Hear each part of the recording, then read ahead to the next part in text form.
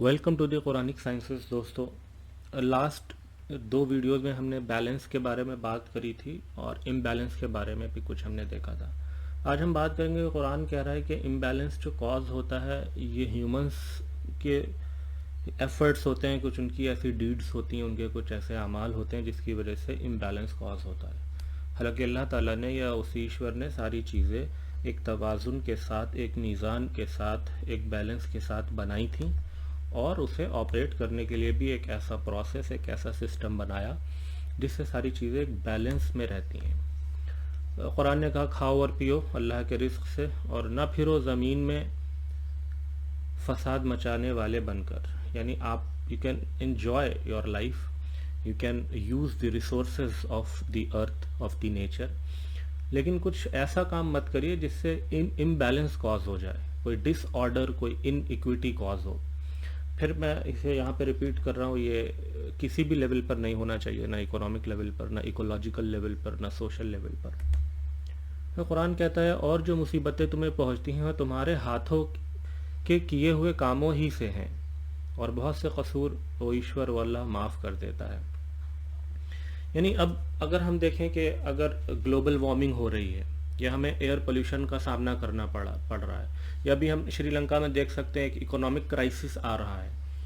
तो ये इसलिए है कि हम इंसानों में से किसी ने कुछ ऐसा किया है, हमारी गलतियां कुछ ऐसी थी, हमारे एक्शंस कुछ ऐसे थे जिसकी वजह से कुछ इम्बैलेंस कॉज हुआ है और अब उस इम्बैलेंस के इल कॉन्सिक्वेंसेस हमारे सामने आ रहे हैं। जबकि बहुत सारे हमारे ऐसे गलत एक्शंस होते हैं जो अल्लाह ताला माफ़ कर देता है, यानी उसके हमें नतीजे देखने को नहीं मिलते। यानी शुरू में अगर थोड़ा बहुत किसी ने कोई इंडस्ट्री लगा ली और उसका ध्यान नहीं रखा, जो प्रॉपर मेजर्स हैं वो नहीं ले रहा है, फिर भी हमें कोई बहुत बड़े लेवल पे उसका इम्पैक्ट देखने को नहीं मिलेगा जो नेचर को बहुत हार्मफुल, जो बहुत ज़्यादा नुकसान पहुंचा रहा हो। लेकिन अगर ये कंटिन्यूसली चलता रहे तो फिर उसके इल कॉन्सिक्वेंसेस हमारे सामने आते हैं। फिर कुरान ने कहा और हम उन्हें बड़े अजाब से पहले करीब का अजाब चखाएंगे शायद कि वो बाज आ जाएं, कि इससे पहले कि एक फाइनल जो इम्पैक्ट है वो हमारे सामने आए। छोटे छोटे हमारे पास कुछ चीज़ें हमारे सामने आती हैं कि अभी हीट वेव आ रही है या जो है हमारे आइस जो है वो पिघलना शुरू कर रही है जिसकी वजह से सी लेवल राइज हो सकता है। तो ये छोटी छोटी चीज़ें हैं जो अभी हमारे सामने हैं, कुछ छोटे छोटे इल कॉन्सिक्वेंसेस हैं वो हमारे सामने हैं। ये इसलिए ताकि हम अभी होशियार हो जाएं, अलर्ट हो जाएं और रेक्टिफिकेशन मेजर्स की तरफ जाएं और हमारे जो गलत आमाल हैं, जो हमारी गलत डीड्स हैं, उनको फ़ौरन रोक दें। अगर हम ऐसा करेंगे तो सारी चीज़ें दोबारा से ठीक हो जाएंगी, और अगर हम इसे कंटिन्यूसली करते चले गए तो फिर एक बड़े अजाब का सामना करना पड़ेगा हमें। एक ऐसा टाइम आएगा कि फिर चीज़ें हाथ से निकल जाएंगी और ये एनवायरनमेंट बहुत ज़्यादा डिग्रेड हो जाएगा जिससे ह्यूमैनिटी को बहुत बड़े लेवल पर नुकसान पहुंचेगा। फिर कुरान इसी उसूल को फिर सामने रख रहा है और ये है कि इंसान के लिए वही है जो उसने कमाया। हमारे अपने एक्शंस की वजह से ये सारे इम्बैलेंसेस कॉज होते हैं और उसके इल कॉन्सिक्वेंसेस पर हमें फेस करना पड़ते हैं। फिर आगे कुरान कहता है और अल्लाह उन पर जुल्म करने वाला ना था मगर वे खुद अपनी जानों पर जुल्म कर रहे थे। अगर एयर पोल्यूशन की वजह से इंसानियत को नुकसान पहुंच रहा है या वाटर पोल्यूशन की वजह से इंसानियत को नुकसान पहुंच रहा है, ग्लोबल वार्मिंग के कुछ इल इम्पैक्ट्स हमें देखने को मिल रहे हैं, तो it is not because God has created the earth in this way. No, खुदा ने सारी चीज़ों को बैलेंस तरीके से बनाया था। ये हम खुदा ने जुल्म नहीं किया है, ये हमारे अपने हाथों की कमाई है, हम खुद अपने ऊपर जुल्म कर रहे हैं। फिर आगे कुरान ये कहता है कि और बहुत से ऐसे हैं जिन पर अजाब लाजिम हो चुका है। यानी कुरान ये कहता है कि एक वक्त ऐसा आता है जब हमारे डीड्स और हमारे एक्शंस एक थ्रेशहोल्ड को क्रॉस कर जाते हैं और फिर जो है उसके इल कॉन्सिक्वेंसेस आना तय हो जाता है, और वो थ्रेशहोल्ड अगर हमने क्रॉस कर दिया तो फिर खुदा का कानून जो है वो हमसे बदला लेता है और अजाब आना लाजिम हो जाता है। यानी इल कॉन्सिक्वेंसेस उसके फिर हमें फेस करना ही पड़ेंगे। फिर आगे कुरान ये कहता है मेरे यहाँ बात नहीं बदला करती और ना मैं बंदों पर ज़रा भी जुल्म करता हूँ। यानी अल्लाह का जो कानून है या उस ईश्वर का जो विधान है वो बिल्कुल फिक्स्ड है, उसमें कोई बदलाव नहीं होता। ये तो खुद इंसानों के अपने हाथों की कमाई है जो वो अपने ऊपर अनजस्ट तरीके से कुछ ऐसे काम करते हैं, कुछ ऐसे डीड्स उनकी होती हैं जिसकी वजह से उसके इल कॉन्सिक्वेंसेस उन्हें फेस करना पड़ते हैं।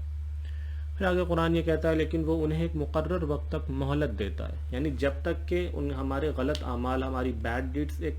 اس میگنیٹیوڈ پہ نہ ہو جائیں کہ وہ ایک تھریش ہولڈ کو کراس کر جائیں، تب تک ہمارے پاس مہلت ہوتی ہے کہ اگر ہم ریکٹیفیکیشن میجرز کو اڈاپٹ کر لیں تو چیزیں دوبارہ سے ٹھیک ہو جائیں گی، چاہے پھر وہ اکنامک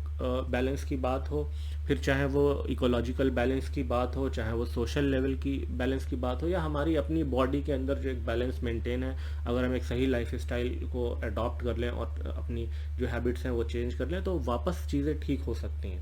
لیکن اگر ہم کنٹینیوسلی کرتے چلے گئے اور اس کوانٹٹی میں بیڈ ہیبٹس کو اڈاپٹ کر لیا کہ وہ پھر اس میگنیٹیوڈ پہ پہنچ گیا جہاں وہ تھریش ہولڈ کو کراس کر گئیں، تو پھر اس کے بعد جو ہے پھر اس کے کانسیکوینسز ہمیں فیس کرنا ہی ہوتے ہیں۔ پھر آگے قرآن کہتا ہے کہ بچو اس فتنے سے جو اپنی لپیٹ میں مخصوص طور پر صرف ظالموں ہی کو نہیں لے گا، اور جان لو کہ خدا سزا دینے میں بہت سخت ہے۔ یہ بڑی امپورٹنٹ بات ہے کہ ہمیں ان چیزوں سے بچنا ہے، ان ایفرٹس، ان ڈیڈس، ان ایکشنز سے یا ان اعمال سے بچنا ہے، یا اس فتنے سے بچنا ہے جس کی لپیٹ میں صرف برے لوگ نہیں آئیں گے۔ اس کی ایک مثال ایسے سمجھی جا سکتی ہے کہ ورلڈ کی پاپولیشن تو بہت بڑی ہے، ہو سکتا ہے 25% یا 30% لوگ ایسے ہیں جو بہت زیادہ ایسے کام کر رہے ہیں جس کی وجہ سے انوائرمنٹل ڈیگریڈیشن ہو رہا ہے کنٹینیوسلی، لیکن اس کے جو امپیکٹس آئیں گے وہ سب کو فیس کرنا ہے۔ تو قرآن وارننگ دے رہا ہے کہ آپ ان چیزوں سے بچیے کہ اس کے ایل امپیکٹس جب آئیں گے تو پھر وہ لوگ جو بالکل انوسینٹس ہیں، جنہوں نے کچھ بھی نہیں کیا تھا، ان کو بھی اس کے کانسیکوینسز فیس کرنا پڑیں گے۔ اگر اکنامک امبیلنس ہوا ہے تو یہ ہو سکتا ہے کہ وہ کچھ لوگوں کی غلطی کی وجہ سے ہوا ہو، جو لوگ اقتدار پر تھے، جن کے ہاتھ میں بہت ساری چیزیں تھیں وہ ٹھیک کر سکتے تھے، لیکن اگر ایک اکنامک کرائسس آئے گا تو پھر وہ سب کے لیے ہوگا، وہ ایل کانسیکوینسز پھر سب کو فیس کرنا ہوں گے۔ اسی طریقے سے ایک ایکولوجیکل بیلنس مینٹین کیا ہوا ہے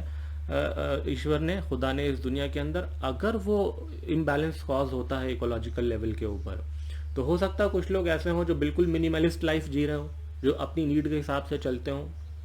لیکن اس کے باوجود بھی انہیں ایل کانسیکوینسز فیس کرنا پڑیں گے۔ اس کے لیے قرآن نے ایک چیز یہ بھی کہی ہے کہ آپ پھر پریچ کریے، وہ لوگ جو غلط کام کر رہے ہیں انہیں جا کے سمجھائیے اور انہیں روکیے تاکہ آپ ایسے فتنے سے بچ سکیں۔